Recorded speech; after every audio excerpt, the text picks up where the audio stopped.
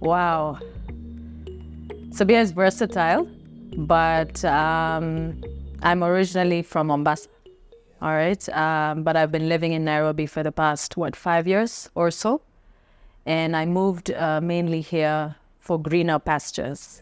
Okay. But I come from a professional background of journalism and communication. However, I specialized in corporate communications and I practiced it for about 7 years. And then I called it quits. I started to do freelance thereafter. And then after a couple of months, I started my own business. But yes, that's just a little bit about myself. I come from a very average middle-class family from Mombasa. And I'm actually from the Aga Khan community. Okay. All right, so I'm an Ismaili Muslim. And yeah, that's a little bit about myself. I actually didn't have any business mind, to be honest. And I was not very good in sales and marketing, all right? I did specialize in PR, communication, graphic designing. That was my field of expertise. But I was never the person who would go up to clients to talk to them about the business or, into business development. I was always a person behind the scenes, creating the marketing materials, setting up the events, etc. Yeah. However, I have been a public speaker generally, in terms of my mom being a coach bee all my life. She pushed me to do various things.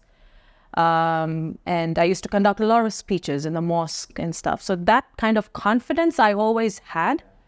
However, to sell something to someone, in sales, I wasn't that kind of a person.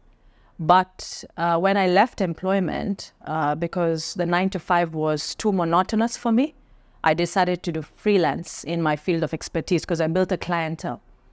But it was only lasted for a couple of months because literally I was living hand to mouth. And because of that, it forced me to talk to people. It forced me to sell what I was good at, right? Rather than in employment, you're working for the company and they push the sales, right? And I'm just taking care of the materials. So the freelance aspect really forced me to come out of my comfort zone, to go to the streets, talk to people, talk to the clients, get returning clients as well. And then I got acquainted with this business, QNET, which is a direct selling company. Yeah.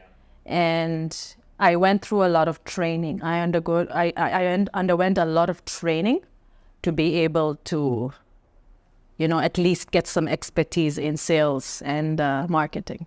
So how long did it actually take you to build the confidence? Because you say that by going to mosque and having to do those ringings, really made you have some real confidence. Yes. But again, you found yourself behind the cameras. Yeah. But now you find yourself in a position where you have to speak to clients and all that. Correct. So through the training that QNET gave you, how long did it take you to build that confidence and get into the top players? So to form part of the core leadership of East Africa, if I can say, not only Kenya, we undergo a lot of training from the start of the business till now. All right. So I've been in the business for over 4 years, but I still undergo a lot of training because they put a lot of emphasis on personal development. So within a year, I was able to basically learn some of the skills of sales, but mainly through empowerment. Because when you understand what your customer wants, all right, it will not be sales. You're not going to be convincing. You're providing them a value. They have a challenge, so you need to provide a solution to your customer. So QNET is a very holistic company, from lifestyle to wellness to education to travel. They have a wide range where it meets people's needs. So it was easier to gain that expertise and skills through their training system because they have a solid training system they provide to all their independent representatives. So the module of their business is direct selling, which is powered by e-commerce. However, they're leading in lifestyle and wellness so that it can meet the needs of people, the lifestyle needs of people. And Datu Sri Vijay and Japadas Bismarck are the founders of QNET, all right? In fact, Datu Sri Vijay has a PhD in economics, all right? And he speaks at the World Economic Forum, as well as his success stories has been published in the Forbes magazine a couple of times. And our co-founder, Japadas Bismarck, or Joseph Bismarck, has been a yoga practitioner for over 20 years. Now I get why the lifestyle gets Exactly. And he's a very strict vegetarian. And he also lives a very healthy lifestyle. So together, the two of them, that bond, that friendship, created this amazing company called QNET in terms of lifestyle and wellness.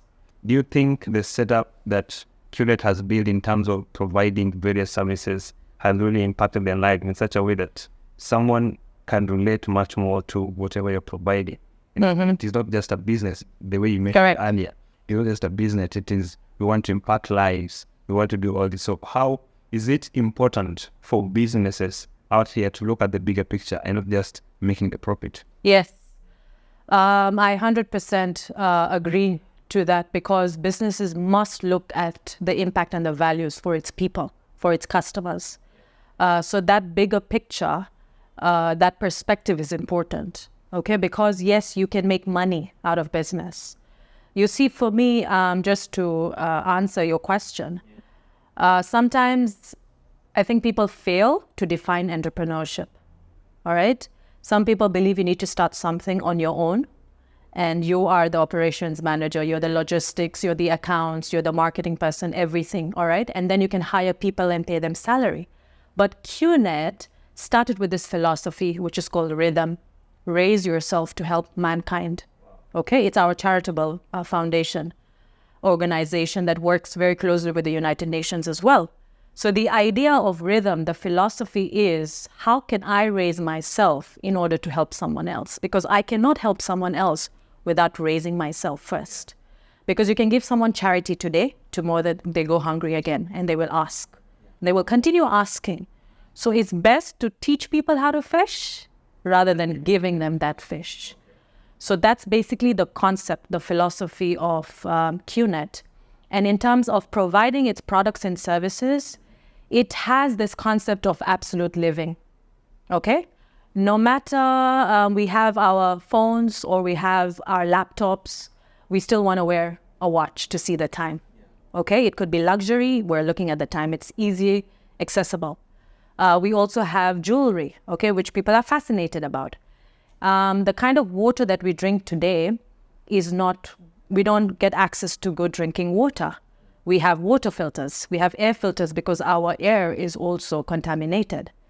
And then we move on to energy. Okay, they also have the category for energy products, which helps to restructure our biofield because our body is made up of energies. And then they also have nutritional products that work directly into our cells, because the only two reasons why we get sick is because of the kind of water we drink, food, everything, but also our glutathione cells in the body is depleting every 10 years we age from the age of 20. And then, of course, travel. No matter how busy you are, people want to still travel. So we have the option for travel because we own 3 hotels as well, and we have access to over 1,000 resorts. And then finally, education. Education is a continuous learning process. And the company actually owns its own university, Quest International University in Malaysia, and it has a partnered university in Switzerland, SMC University, Swiss Management Center, for business and professional development. So yeah, that's how the concept of QNET was born.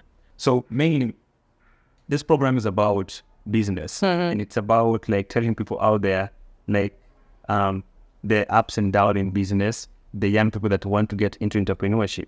Now, if I am a young person that wants to start a business, maybe I just want to start a business to survive. But the end goal of it is to have something that impacts the society in a certain way. Yeah. So what is that thing that you think new people that want to venture into business need to understand before actually starting the business? The most important thing is, first of all, understanding why they want to start a business, right? And then, of course, you'll take care of the nitty-gritties, which is capital and then your market, okay? How are you going to sell your products or service, whatever it is that you're focusing on? But in terms of someone to have it from within, they need to understand their dream, their goal, their vision, whatever you want to call it, burning desire. Okay, without that dream or without that goal, without really having that why, okay, the how will come later. The mechanics will come later, okay? But understanding what it is that they want to achieve. Like for myself, my dream is to build a legacy. That God forbid anything happens to me, I know people will remember me for something that I've done and how many lives that I've impacted, because this is the future of success, okay? The future of success, or even the now, is not how people are good in technology, all right? Or what's their expertise in various fields, but basically how many lives can you impact, okay? And that is something that has to come from within, all right? It's not something that can just be, brought about just easily. But if you go back to understand where you come from, what do you want to provide for your family? What do you want to provide for yourself? What do you want to provide for people around you? Seeing people, of course, in different aspects of life who come from different backgrounds, okay? We have, of course, the poor people, we have the average, we have the middle class, we have the rich. And someone who is even from the slums or even from an average background can make it to the top, okay?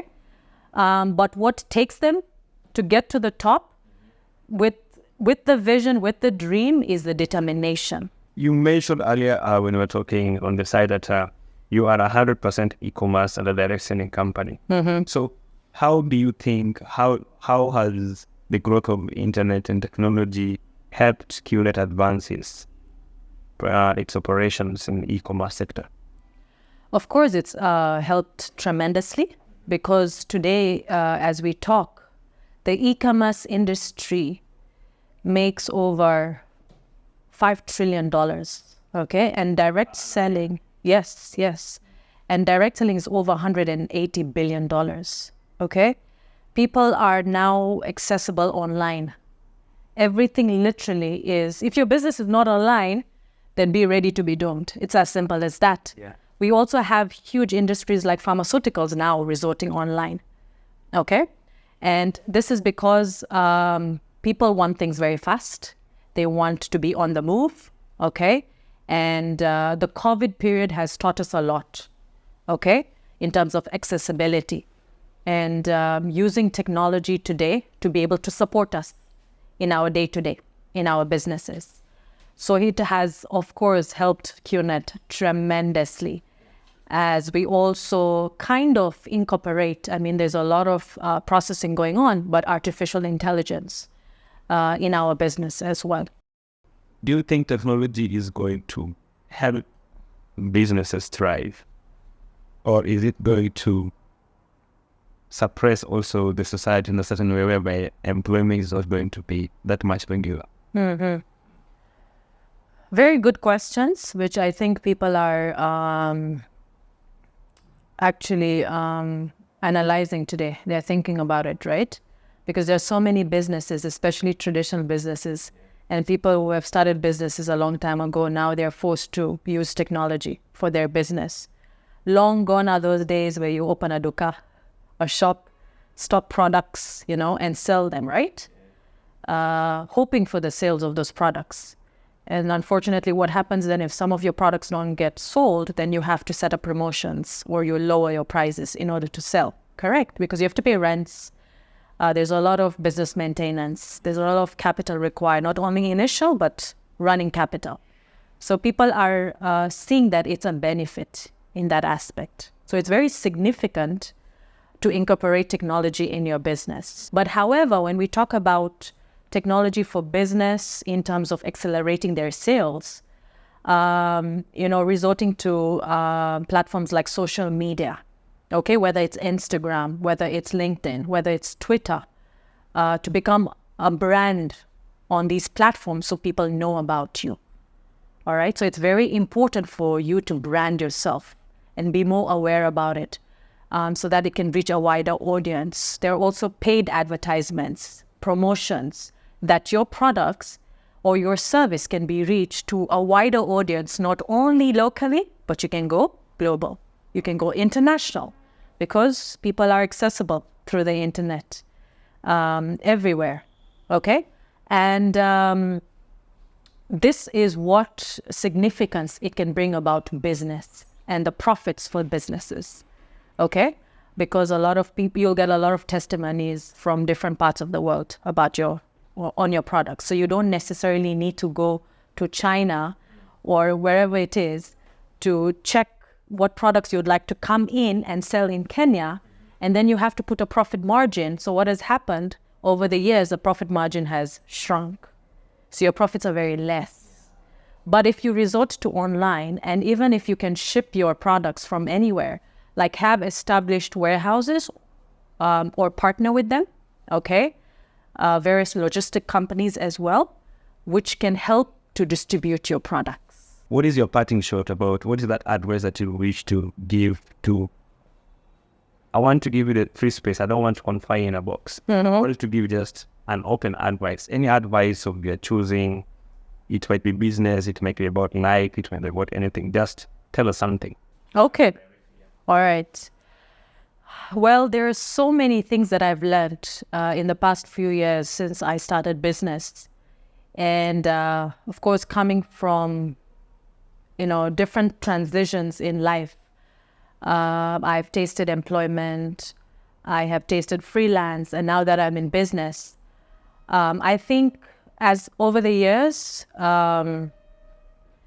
confidence is one thing or one accessory everybody should have, no matter where you come from, no matter what professional background, no matter what family background, what ethnicity background. Confidence is something that every individual must work on, because it will give you the ability to be your authentic self. And I think that's one thing that can really sell when you're your authentic self.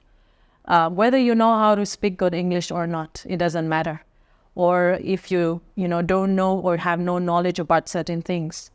But this will help you to generate that authentic self, when you focus on working on your confidence.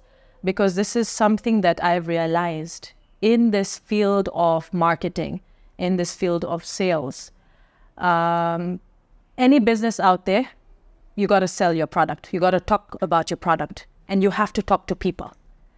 Okay, you cannot sell a product without talking to people in whatever form. And understanding and building relationships will help you to build this confidence. And this is what we need to focus on, whether it's young entrepreneurs, whether it's middle-aged entrepreneurs, whether it's those people that are actually transitioning from their traditional businesses, conventional businesses to unconventional businesses, which is incorporating technology.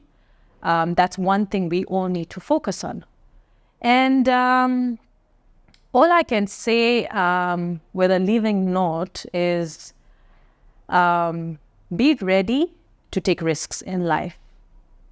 Okay, you have to be a risk taker, whether it's financial risk, whether it's a social risk. We have to be ready to take risks in life. That is the only way you can gain experience to be good at something and stick onto your lane until success.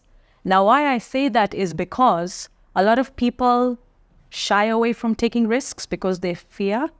But one thing you need to understand is, what does fear really stand for you? What is the definition of fear? Either you face everything and rise, okay? Or you basically fear everything and run away, okay?